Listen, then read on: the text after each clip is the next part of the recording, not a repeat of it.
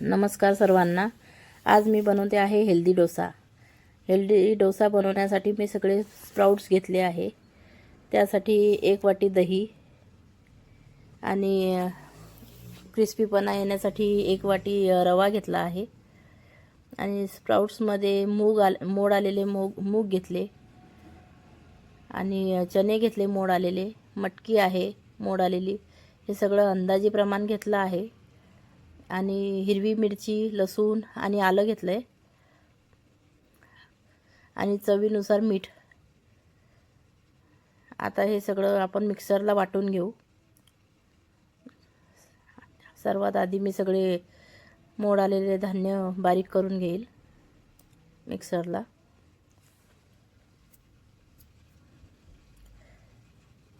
चणे पण टाकले, मटकी पण टाकली आणि हे आधी पहिले फिरवून घेऊ थोडंसं मिक्सरला। आणि यामध्येच आपण लसूण मिरची पण टाकायची आहे।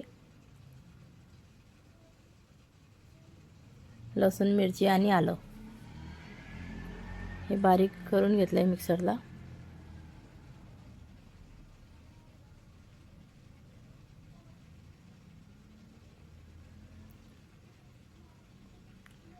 आणि आता यामध्ये आपण आता दही घालू।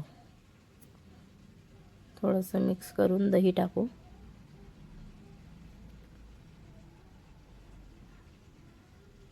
आणि रवा टाकू।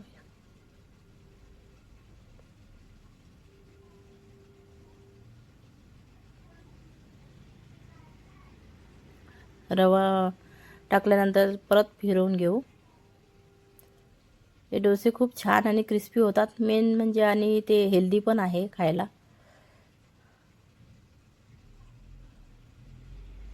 डाएटसाठी पण खूप छान आहेत। रवा यासाठी टाकायचा की ते क्रिस्पी होतील म्हणून। पाणी टाकून ते परत फिरवून घेऊ आणि आता मीठ पण टाकलंय मी, चवीनुसार मीठ टाकायचंय। परत एक वेळा ते फिरवून घेऊ आणि छान बारीक पेस्ट बनवायची एकदम।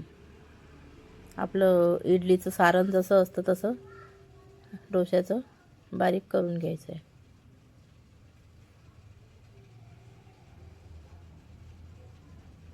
बघू शकता किती छान मस्त बारीक झालंय, खूप मस्त। आता हे मी आता भांड्यात काढून घेते।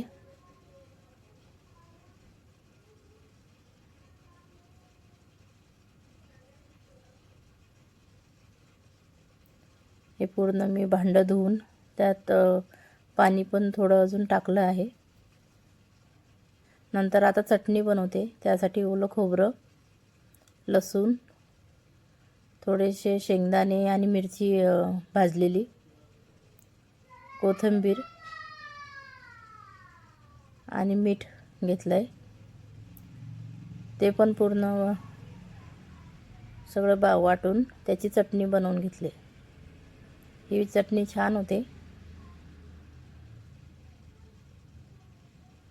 चटणी खूप खमंग आणि रुचकर लागते या डोशांसोबत।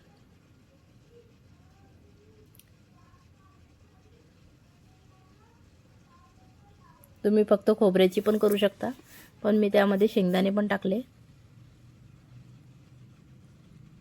यात पाणी टाकून परत बारीक करून घेऊ।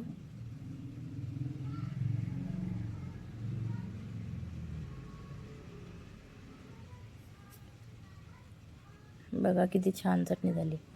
तर ही वाटीमध्ये काढून घेते।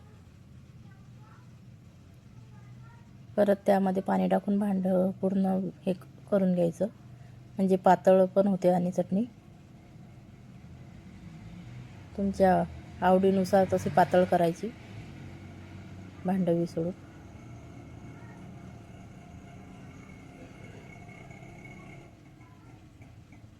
आता यामध्ये मी तडका टाकते। जिरं, मोहरी आणि लाल सुकी मिरची आणि कढीपत्ता याचा मी तडका टाकला चटणीमध्ये।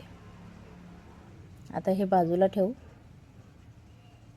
चटणीचं आणि डोसा करायला घेऊ. तवा छान तापवून घेतला आहे बघा. एवढं पातळ मी हे सारण करून घेतलं होतं पाणी टाकून. आता छान डोसे काढून घेऊ आपण त्याचे.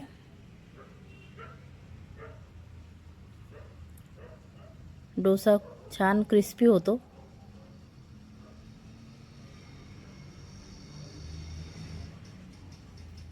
तुम्हाला आवडल्यास तुम्ही पण करा, खूप छान लागतं आहे. आणि माझ्या चॅनलला सबस्क्राईब करा, कमेंट करा.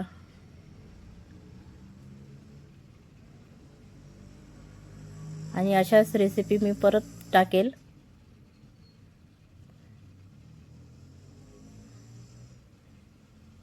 खूप छान आणि क्रिस्पी होतं बघा. किती छान. थोडं जास्त वेळ होऊ दिला ना की मस्त डोसा खूप छान होतो, तुटत नाही आणि क्रिस्पी होतो.